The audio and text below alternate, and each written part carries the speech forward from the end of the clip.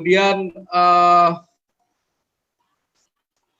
relasi perubahan sosial mengajak ya teman-teman jamaah ini dia memang fokusnya ke ini ya, ke spiritual, penguatan spiritual. Seringkali saya mengatakan teman-teman jamaah ini sebenarnya mereka ini adalah kelompok tarekat baru. Ya tarekat itu namanya tarekat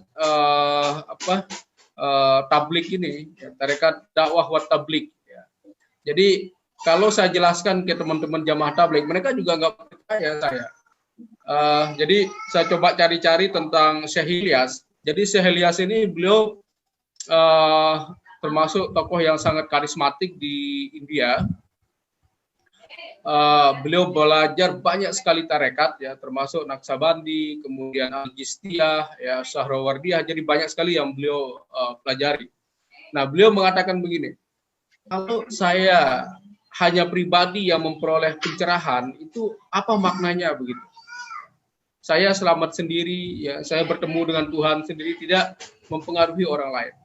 Makanya kemudian beliau mengubah format dakwah ini menjadi ya tarekat yang agak berbeda. Jadi bagaimana mengajak orang? Selama ini tarekat harus ke hutan, bertapa, ya terus jamaah tablik mengubahnya ke masjid. Ya, jadi kita ke masjid di sana berzikir, ya kegiatan mereka nggak jauh beda lah dengan teman-teman Nahdien ya. Misalkan ada doa, ada zikir, ada baca Quran, kemudian paginya juga bangun, sholat subuh ya. Saya jujur aja cukup menikmati hari-hari ketika mengikuti huruj mereka begitu, ya mencari spiritual lah ya, penguatan spiritual. Tapi yang lain saya kira mereka sangat blank ya, tidak punya aksi termasuk perubahan sosial ini. Jadi perubahan sosial itu dalam konteks hanya perubahan keagamaan. Prinsip mereka bahwa dakwah itu harus kepada teman-teman muslim, bukan kepada non-muslim. Jadi mereka tidak menyentuh kelompok-kelompok non-muslim. Bagi mereka bahwa kita perlu menata teman-teman muslim ini dulu, baru kemudian bisa menarik teman-teman yang non-muslim ini menjadi muslim. Ya, bukan berdakwah langsung kepada mereka. Ini prinsip jamaah tabligh yang agak agak aneh saya lihat ya, karena ada perintah juga kita dakwah ke komunitas di luar muslim. Kemudian masalah pubertas dalam beragama ya, saya kira ini bukan persoalan pubertas ya, tetapi ya mungkin ada oknum-oknum yang menyampaikan dengan kapasitas ya, seperti kata Ustadz Zin tadi itu kapasitasnya mungkin agak dangkal begitu ya. Kemudian berbicara Islam ini kalau kita dengar-dengar ya kadang-kadang banyak yang tidak rasional juga ya. Tetapi yang kalau kita lihat kajian mereka ini lahir dari madhab, dari aliran Deobandi tadi ya. Anggaplah Al-Pansuri gitu kan kalau di NTB itu, atau Al-Bodaki gitu kan. Nah, atau Al-Anjani ya. Nah, ini komunitas besar yang melahirkan banyak ulama, dan mereka udah ulama-ulamanya sangat expert. Saya tidak tahu ketika ulama kita mungkin duduk di jamaah tabligh, mungkin auranya agak berbeda begitu. Ini perlu kita lihat nanti. Dan banyak komunitas-komunitas yang Nahdien itu sudah bertransformasi menjadi jamaah tabligh. Misalkan di Temboro. Jadi Temboro itu awalnya adalah pondok NU. Jadi jumlah santrinya itu sekitar 500 orang. Sekarang ini di Temboro setelah jamaah tabligh menguasai di sana, santrinya itu sekitar 20.000 orang santri yang ada di sana. Belum lagi komunitas-komunitas lain ya. Jadi seperti kita hidup di Madinah kalau di Temboro itu. Ya misalkan kita makan bakso aja ketemu teman-teman cadar semua, pakai cadar semua. Saya penasaran juga bagaimana mendekati perempuan-perempuan bercadar pada waktu itu. Sampai saya tidak menemukan momentum ya. Oke, pertanyaan dari teman dari Parepare ya, Ustadz Haroman ya. Ya, kalau kita lihat memang ijtima ini kan salah satu ritual besar di jamaah tabligh yang melibatkan orang banyak ya. Kalau misalkan dulu ketika blok Pakistan dan India ini masih bersatu, itu hampir menyaingi hajinya kita, hajinya umat Islam yang ada di Mekah. Yang menarik di jamaah tabligh bahwa uh, traveling spiritual, traveling ke India, kemudian ke Pakistan, Bangladesh ya, atau yang disebut dengan IPB ini, itu lebih didahulukan daripada ibadah haji, karena mereka melihat bahwa penggemblengan spiritual itu yang lebih penting begitu. Ya, ini banyak teman-teman kita di jamaah itu ya mereka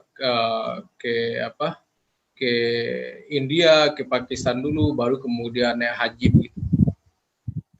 Nah, yang menarik juga bahwa teman-teman jamaah ini mereka selalu hadir di tengah-tengah komunitas mereka. Komunikasi mereka saya lihat sangat lancar.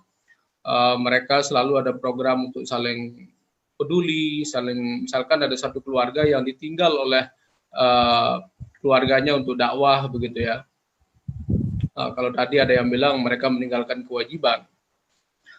Nah, ini ada satu sistem yang dibuat ya. Dulu belum ada, tapi sekarang mereka buat namanya istilah nusroh. Jadi nusroh ini bagaimana mereka saling menolong begitu. Jadi teman-teman yang tidak khuruj itu kewajibannya membantu keluarga yang ditinggal ini. Misalkan ada satu keluarga suaminya pergi dakwah, nah dia nanti diberikan beras, dikasih uang oleh jemaah-jemaah yang lain. Jadi mereka saling membantu begitu. Dan yang menarik bahwa kalau kita tanya teman-teman jamaah ini apakah mereka meninggalkan keluarga, meninggalkan kewajiban sebagai suami, justru mereka menjawabnya begini. Mereka membalik ke sebuah argumen bahwa perempuan itu tidak boleh bergantung kepada suami. Perempuan harus bergantung kepada Allah. Nah, ini yang menarik dari teman-teman jamaah ini. Jadi perempuan itu ingin dilatih supaya dia mandiri hidup. Ya.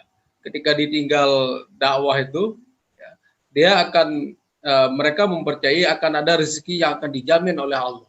Ya, entah itu lewat siapapun. Ya. Memang di lapangan tidak sesederhana itu. Beberapa kasus saya temukan, misalkan ada ibu-ibu yang dia pernah ditinggal oleh suaminya berangkat urut saja harus minjem uang. Ya. Kemudian ibu ini dia sempat mengalami kekurangan makanan ya. Dia sulit sekali untuk resilient gitu, untuk bertahan dalam kondisi itu. Jadi kehidupannya sangat sulit. Nah, ada kasus lain, misalkan ada teman istri kerjaannya tukang bengkel, tiba-tiba ikut dakwah ini, ya udah pekerjaannya terbengkalai, kemudian nggak ada yang ngantar anaknya sekolah, istrinya juga nggak bisa menggantikan dia sebagai tukang bengkel gitu. Nah, ini kondisi-kondisi lapangan, kasus-kasus yang ada di jemaah tabligh sendiri. Ya, ini saya sebagai peneliti saya buka saja lah. Ini yang terjadi. Walaupun ya tentu banyak juga yang katakanlah mereka mempelajari, meyakini dengan khurujnya suami mereka itu mereka lebih mandiri, kemudian rezeki itu ada aja dari orang lain gitu, diberikan oleh Allah lewat orang lain. Nah, ini kepercayaan yang berkembang di kalangan teman-teman jamaah tabligh. Artinya saya lihat bahwa pola komunikasi antara misalkan ada yang dipanggil sebagai Maulana ya, sebagai ustadz di jamaah tabligh itu, kalau panggilan umumnya kan karkun ya, atau sekarang ini udah ganti menjadi ahbab gitu. Nah, jadi ahbab ini panggilan dari teman-teman jamaah tabligh ya. Kalau PKS kan akhi ya, ukhti gitu kan, akhwat. Nah, kalau jamaah tabligh ini ahbab. Dulu karkun tapi diganti sekarang menjadi ahbab. Ya saya kira nggak susah ya mereka untuk bertanya, dan wacananya pun memang sangat terbatas di jamaah itu. Mereka membatasi wacana, tidak boleh bicara politik, tidak boleh bicara ekonomi. Jadi yang perlu dibicarakan itu adalah bagaimana kekuatan iman itu. Bayangkan tiap hari kalau orang bicara kekuatan iman, ya pasti wacana ini kemudian sangat powerful yang akan mempengaruhi pola kita juga, pola hidup kita. Dan inilah yang menjadi religious capital ya, kalau bahasanya Virgordo itu, bahwa modal keagamaan yang dimiliki oleh teman-teman jamaah tabligh. Wacana ini sangat-sangat kuat. Ya. Bicara iman, bicara Allah, ya tiap hari ya pasti kita juga siapa yang tidak akan taat begitu kan. Nah, ini yang saya lihat ya mungkin tidak banyak di komunitas lain ya, termasuk di teman-teman Nahdien, di NU ataupun di NW. Intensitas komunikasi kemudian penguatan-penguatan diskursus keimanan ini yang saya kira kita sangat lemah lah.